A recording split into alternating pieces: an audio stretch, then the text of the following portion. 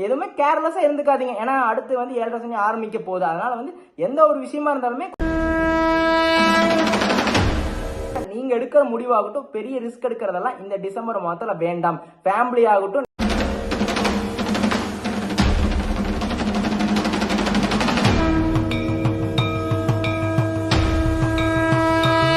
Welcome to Tamil astrology. இன்னைக்கு வந்து நம்ம மேச ராசிக்கு டிசம்பர் மாத பலன்கள் 2024 எண்டுக்கே வந்துட்டோம், முடிவுக்கே வந்துட்டோம். 2024 ஆண்டுல டிசம்பர் மாதத்துக்கான பலன்கள் மேச ராசிக்கு எந்த மாதிரியான மாற்றங்கள் உங்களுக்கு கொடுக்கும் அப்படிங்கறத பாக்கலாங்களா?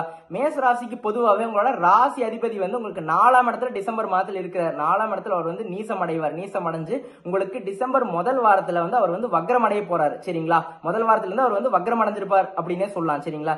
இது வந்து மேச ராசிக்கு உங்களோட ராசி அதிபதி வந்து நீசமடைஞ்சு வக்ரமாகிறது வந்து அந்த அளவுக்கு ஒரு நல்ல ஒரு காலகட்டம் இல்லை அப்படின்னே சொல்லலாம். சரிங்களா? அதனால வந்து ஒரு மாடரேட்டான பலன்களை மட்டும்தான் கொடுப்பாரு. இது வந்து அந்த அளவுக்கு ஒரு சாதகமான பலன்கள் இல்லை. காரணம் என்ன அப்படின்னா, அவர் தான் உங்களோட ராசி அதிபதி. அவர் வந்து ஸ்ட்ராங்கா இருந்தாதான் நீங்க எடுக்கிற முடிவாகட்டும், நீங்க என்ன ஒரு விஷயத்த நினைக்கிறீங்களோ அதை வந்து கரெக்டா வந்து செயல்படுத்த முடியும். அது அப்படி இல்லாத பட்சத்துல வந்து உங்களுக்கு கரெக்டா நிறைய கன்ஃபியூஷன்ஸ் இருக்கும் அப்படின்னே சொல்லலாம். சரிங்களா? அப்போ வந்து ராசி அதிபதி நீசமடைஞ்சு வக்ரமாயிருக்கிறாரு. அதனால அந்த அளவுக்கு ஒரு பலன்கள் எதிர்பார்க்க முடியாது. இன்னொரு விஷயம் வந்து 2ஆம் இடத்துல குரு பகவான் வந்து வக்ரம் அடைஞ்சிருக்கிறாரு. குரு பகவான் யாரு? மேச ராசிக்கு 9ஆம் அதிபதி அவர் தான், 12ஆம் அதிபதி அவராக தான் வருவார். அப்ப அவர் வந்து 2ஆம் இடத்துல வக்ரம் அடைஞ்சிருக்கிறாரு. இன்னொரு விஷயம் வந்து 5ஆம் அதிபதியான சூரியன் வந்து உங்களுக்கு வந்து 8ஆம் இடத்துல வந்து இருக்கிறாரு. நான் ஏன் இந்த 3 கிரகத்தை மட்டும் பத்தி இப்ப பேசுறேன் அப்படின்னு பாத்துட்டோம்னா வந்து 1, 5, 9 திரிகோணம் அப்படின்னு சொல்லுவோம். இவங்க தான் உங்களோட மேசராசி வந்து மேல தூக்கி விடுற கிரகமா இருப்பாங்க மோஸ்ட்லி. சரிங்களா? இவங்க தான் இருப்பாங்க. இவங்க தான் ஒரு நல்ல விஷயத்தை வந்து மேசராசி கொடுக்கறது. ஏன்னா காரணம் 1, 5, 9. 1ங்கிறது ராசி, 5ங்கிறது பூர்வ புண்ணியஸ்தானம், 9ங்கிறது வந்து இந்த பாக்கியஸ்தானம். இந்த 3 கிரகமும் வந்து நல்லா இருந்தா மட்டும்தான் அந்த அளவுக்கான பலன்கள், நீங்க நினைச்ச மாதிரியான பலன்கள் உங்களுக்கு கிடைக்கும். இப்போ நம்ம டிசம்பர் மாதத்துல எடுத்துட்டோம்னா உங்களுக்கு 5ஆம் அதிபதியான சூரியன் 8ஆம் இடத்துல மறைஞ்சிருக்கிறாரு. செவ்வாய் வந்து நீசம் அடைஞ்சு வக்ரம் அடைஞ்சிருக்கிறாரு உங்களுக்கு 4ஆம் இடத்துல. குரு பகவான் வந்து 2ஆம் இடத்துல இருந்தாலும் வக்ரம் அடைஞ்சிருக்கிறாரு. சரிங்களா? அப்போ இந்த டைம் ஃப்ரேம் வந்து எப்படி இருக்கும் பாத்துட்டோம்னா, முதல் வேலை தொழில் வருமானத்தில் எப்படி இருக்கும் பாக்கலாங்களா? வேலை தொழில் வருமானத்துல எல்லாமே வந்து இந்த உங்களுக்கு செவ்வாயும் வந்து உங்களுக்கு நீசம் அடைஞ்சு வக்ரமாய் இருக்கிறதுனால வந்து இந்த டைம் ஃப்ரேம்ல பெருசா எந்த ஒரு முடிவு, பெரிய எஃபோர்ட், பெரிய இன்வெஸ்ட்மெண்ட், பெரிய ரிஸ்க் இந்த டைம் ஃப்ரேம்ல எதுவுமே எடுக்க வேண்டாம். வேலையா இருந்தா அப்படியே கண்டினியூ பண்ணுங்க.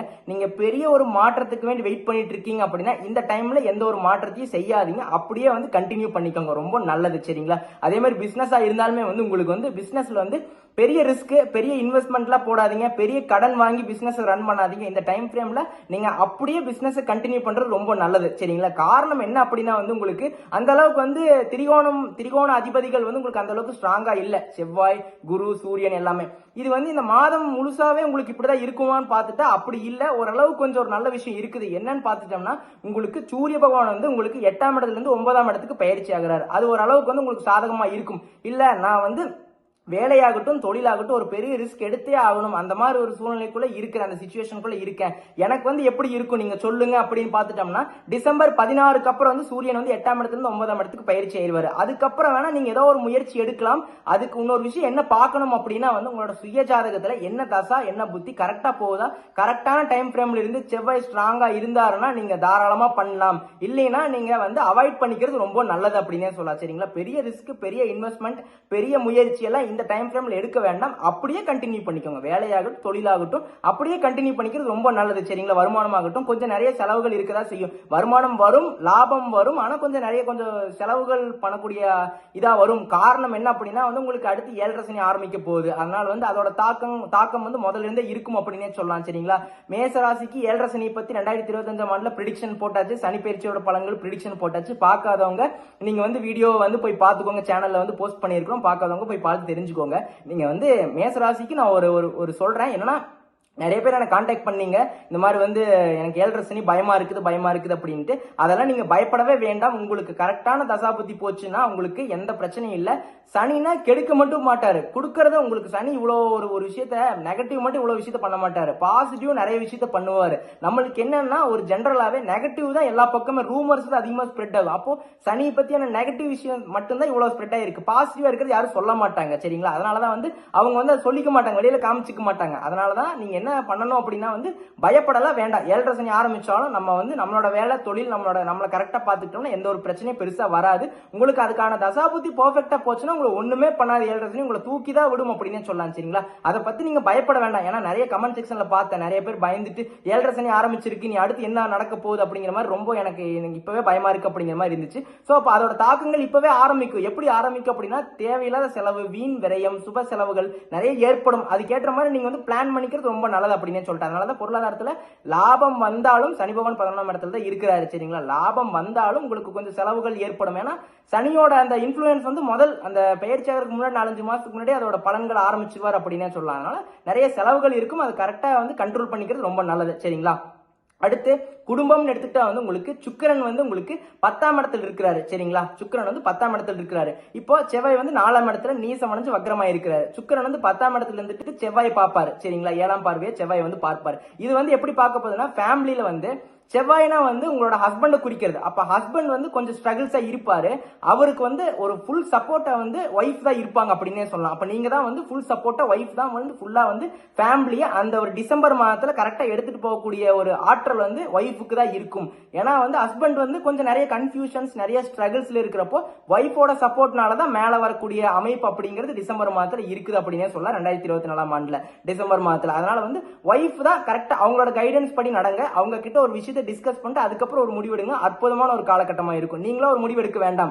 தயவு செய்து நீங்க எடுத்தீங்கன்னா அது வந்து கரெக்டா போய் முடியாது. அதனாலதான் ஒய்ஃபை வச்சுக்குவாங்க, ஒய்ஃபை பக்கத்திலே வச்சுக்குவாங்க, நீங்க ஜெயிப்பீங்க. அதனால எந்த ஒரு விஷயமா இருந்தாலும் ஒய்ஃப் கிட்ட ஒரு விஷயத்தை கேட்டுட்டு அவங்க தான் உங்களோட பேக் போன். இந்த எப்பவுமே அப்படிதான். இந்த டிசம்பர் மாதத்துல முக்கியமா அவங்க தான் வந்து உங்களை வந்து ஆக்டிவேட் பண்ணி ஃபேமிலி நெக்ஸ்ட் ஸ்டெப்புக்கு எடுத்துட்டு போவாங்க. சோ எந்த ஒரு விஷயமா இருந்தாலும் ஃபேமிலியில அவங்க கிட்ட கேட்டுக்கிறது ரொம்ப நல்லது. அதே மாதிரி தேவையில்லாம ஒய்ஃப் கிட்ட தேவையில்லாம வந்து ஏதோ வீண் வாக்குவாத சண்டை வந்து போட வேண்டாம். தேவையில்லாம அது மட்டும் போட வேண்டாம். காரணம் செவ்வாய் பகவான் இருக்கிறதுனால வந்து 4ஆம் இடத்துல தேவையில்லாம வீண் வாக்குவாதம் போட வேண்டாம். எப்படியா இருந்தாலுமே வந்து கடைசியில வந்து ஒய்ஃப் என்ன சொல்றாங்களோ அதுதான் வந்து உங்களுக்கு கரெக்டா நடக்கும். ஆனா நீங்க ஃபர்ஸ்ட் இனிஷியல் அப்போஸ் பண்ணுவீங்க. பட் அதை மட்டும் பாத்துக்கோங்க. சரிங்களா? அவங்க சொல்றதுதான் கரெக்டா இருக்கும். ரைட் டிசிஷன் வந்து அவங்க தான் எடுப்பாங்க. நீங்க எடுக்கிறது வந்து கொஞ்சம் கரெக்டான ஒரு டிசிஷனா இருக்கா, தெளிவான ஒரு முடிவா இருக்காது. அதனால அவங்களோட முடிவை கேட்டுட்டு அதுக்கப்புறம் ஒரு ஆலோசனை கேட்டுட்டு அதுக்கப்புறம் ஒரு முடிவு எடுங்க. அற்புதமா இருக்கும். சரிங்களா?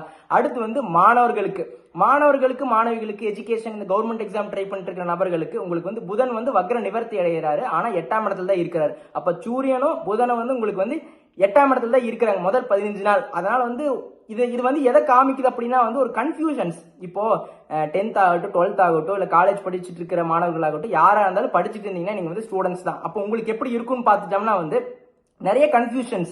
இப்ப நம்ம வந்து ஹையர் ஸ்டடிஸ் பண்ணலாமா, இல்ல ஜாபுக்கு போலாமா, இல்ல இந்த கோர்ஸ் எடுக்கலாமா, இல்ல அடுத்த கோர்ஸ் எடுக்கலாமா அப்படிங்கிற மாதிரி நிறைய கன்ஃபியூஷன்ஸ் இருக்கும். அப்ப இந்த டைம் ஃப்ரேம்ல நீங்க என்ன பண்ணணும், உங்களோட பெரியவங்க, உங்களோட டீச்சர்ஸ் ஆகட்டும், உங்களோட வெல்விஷர்ஸ் ஆகட்டும், உங்களோட பிரதர்ஸ் ஆகட்டும், உங்களோட பேரண்ட்ஸ் ஆகட்டும், அவங்க கிட்ட ஒரு விஷயத்த கேளுங்க. இது கரெக்டா வருமா அப்படிங்கிற மாதிரி. அதெல்லாம் கேட்டுட்டு அதுக்கப்புறம் ஒரு முடிவெடுங்க. நீங்களா அவசரப்பட்டு எந்த ஒரு முடிவு எடுக்காதீங்க. ஏன்னா அந்த அளவுக்கான மெச்சூரிட்டி இருக்காது. சோ 4 பேர் சொல்றாங்க நம்பாம உங்களோட பேரண்ட்ஸ், உங்களோட வெல்விஷர்ஸ் கரெக்டா கேட்டுட்டு அதுக்கப்புறம் ஒரு முடிவெடுங்க. ரொம்ப நல்லது. காரணம் செவ்வாய் பகவான் நீசமா அடைஞ்சிருக்கிறதுனால, வக்ரமா அடைஞ்சிருக்கிறதுனால கரெக்டா நீங்க வந்து ஒரு விஷயத்த ஆப்போசிட்டா நெகட்டிவா தான் திங்க் பண்ணுவீங்க. கரெக்டா திங்க் பண்ண விடாது அப்படின்னு சொல்லலாம். அதனால கரெக்டா இருங்க. எஜுகேஷனும் கொஞ்சம் ஒரு மாதிரி இருக்கும். உங்களுக்கு செகண்ட் ஆஃப் 16க்கு அப்புறம், டிசம்பர் 16க்கு அப்புறம் அற்புதமா இருக்கும். ஓரளவுக்கு வந்து எப்படியோ வந்துருவீங்க. முதல் 15 நாள் நிறைய குழப்பங்கள் இருக்கும். அந்த டைம்ல எந்த ஒரு முடிவு எடுக்க வேண்டாம். பொறுமையா நிதானமா யோசனை செய்யுங்க. அது உங்களுக்கு நல்ல ஒரு வெற்றியை கொடுக்கும் அப்படின்னு சொல்லலாம். சரிங்களா? அடுத்து பெண்களுக்கு எடுத்துக்கிட்டா உண்மை உங்களுக்கு சூப்பரா இருக்கு. ஏன்னா 10ஆம் இடத்துல சுக்கிர பகவான் இருக்கிறதுனால உங்களுக்கு உண்மையாவே சூப்பரா இருக்கு. நீங்க தான் வந்து உங்களோட ஃபேமிலியை நெக்ஸ்ட், அதாவது நீங்க தான் உங்களோட ஃபேமிலி வந்து நெக்ஸ்ட் லெவலுக்கு எடுத்துட்டு போகக்கூடிய இது இருக்கும். உங்களுக்கு தான் அந்த ஒரு ரெஸ்பான்சிபிலிட்டிஸ் அதிகமா இருக்கும் ஃபேமிலியில. இந்த டிசம்பர் மாதத்தை பொறுத்த வரைக்கும் மேச ராசி சார்ந்த பெண்களுக்கு தான் நிறைய ரெஸ்பான்சிபிலிட்டிஸ் கூடுதலா அதிகமா இருக்கும் அப்படின்னு சொல்லலாம். சரிங்களா? எல்லா விஷயமே வந்து இந்த மாதிரி உங்களோட ஒய்ஃப் கிட்ட தான் எல்லாமே, உங்க கிட்ட தான் எல்லா, ஒரு ஹஸ்பண்டை விட்டுட்டு உங்க கிட்ட தான் எல்லாமே வரும். எந்த ஒரு சின்ன விஷயமா இருந்தாலும் அதை நீங்க தான் டிசைட் பண்ணி அதுக்கு ஒரு சொல்யூஷன் கொடுக்குற மாதிரி இருக்கும். ஸோ அந்த மாதிரி ஒரு நிறைய ரெஸ்பான்சிபிலிட்டிஸ் இருக்கக்கூடிய காலகட்டம். ஸோ கரெக்டா பார்த்து முடிவெடுத்து கரெக்டான ஒரு சொல்யூஷன் கொடுத்துருங்க. அது உங்களோட ரெஸ்பான்சிபிலிட்டிஸ் அப்படின்னு சொல்லிட்டு டிசம்பர் மாதத்துல. சரிங்களா? உங்களுக்கு சூப்பரா இருக்கு. அடுத்து வந்து உங்களுக்கு ஹெல்த் அப்படின்னு பார்த்துட்டோம்னா, ஹெல்த்ல செவ்வாய் பகவான் வந்து நீசம் அடைஞ்சிருக்கிறார், வக்ரம் அடைஞ்சிருக்கார் 4ஆம் இடத்துல. சரிங்களா? அதே மாதிரி வந்து சூரியன் வந்து உங்களுக்கு 8ஆம் இடத்துல இருக்கிற முதல் 15 நாள். இது வந்து எதை குறிக்குதுன்னா, முதல்ல பிசிக்கலா எந்த ஒரு ஹெல்த் ப்ராப்ளம்ஸும் அந்த அளவுக்கு பெருசா வராது. உங்களுக்கு சுய ஜாதகத்தை பார்த்துக்கோங்க, கரெக்டா என்ன டைம் ஃப்ரேம் போகுதுங்கிறது. அது நல்லா இருந்துருச்சு அப்படின்னா, என்ன தசாபுத்தி போகுதுங்கிறது நல்லா இருந்துருச்சு அப்படின்னா வந்து உங்களுக்கு அந்த அளவுக்கு எந்த ஒரு பாதிப்பு பிசிக்கலா இருக்காது. உடம்பளவுல எதுவுமே இருக்காது, மனதளவுல கண்டிப்பா இருக்கும். நிறைய கன்ஃபியூஷன்ஸ் இருக்கும். இந்த மாதிரி வந்து கரெக்டா நீங்க முடிவெடுக்க முடியாது. அதாவது ஒரு காலம் இங்க ஆத்துல வைக்கலாமா சேத்துல வைக்கலாமா அப்படிங்கிற மாதிரி ஒரு என்ன பண்றதுன்னே தெரியாம ஒரு கன்ஃபியூஷன் ஸ்டேட்லயே இருந்துகிட்டே இருப்பீங்க அப்படின்னே சொல்ல இந்த டிசம்பர் மாதத்துல. சோ அப்ப நீங்க இதுதான் உங்களுக்கு மைனஸ். அப்போ இந்த டைம் ஃப்ரேம்ல நீங்க என்ன பண்ணணும்னு பார்த்துட்டோம்னா வந்து உங்களோட நண்பர்கள், உங்களை சுத்தி இருக்கிற நண்பர்கள் வந்து எப்பெல்லாம் செவ்வாய் பகவான் வந்து நீசம் அடைகிறாரோ அப்ப நீங்க வந்து உங்களோட நல்ல நண்பர்களை தேடி போகணும். அப்ப அவங்க வந்து நல்ல ஒரு சப்போர்ட், நல்ல ஒரு வெல்விஷரா, நல்ல ஒரு உங்களுக்கு ஒரு ஸ்டாண்ட் பேக்கை கொடுத்து உங்களுக்கு வந்து ஒரு நல்ல ஒரு கம்பேக்கை வந்து கொடுக்க வைப்பாங்க அப்படின்னு சொல்ல. சரிங்களா? ஒரு நல்ல ஒரு ஸ்டாண்ட் வந்து அவங்களுக்கு கொடுப்பாங்க. அவங்க வந்து நல்ல விஷயத்தை பாசிட்டிவா பேசுவாங்க. சோ அப்ப உங்களுக்கு ஒரு ஆறுதல் கிடைக்கிறதுக்கு உங்களோட ஃப்ரெண்ட்ஸ், உங்களோட குட் ஃப்ரெண்ட்ஸை தேடி போறது ரொம்ப நல்லது அப்படின்னே சொல்ல. சரிங்களா? அதை மட்டும் பண்ணுங்க, வேற எந்த ஒரு ப்ராப்ளமும் வராது. ஹெல்த்ல கொஞ்சம் கேர்ஃபுல்லா இருந்துக்கோங்க, வேற ஒண்ணுமே இல்ல. எதுவுமே கேர்லெஸ்ஸா இருந்துக்காதீங்க. ஏன்னா அடுத்து வந்து 7:30 சனி ஆரம்பிக்க போகுது. அதனால வந்து எந்த ஒரு விஷயமா இருந்தாலுமே கொஞ்சம் கவனமா இருக்கிறது ரொம்ப நல்லது. சரிங்களா?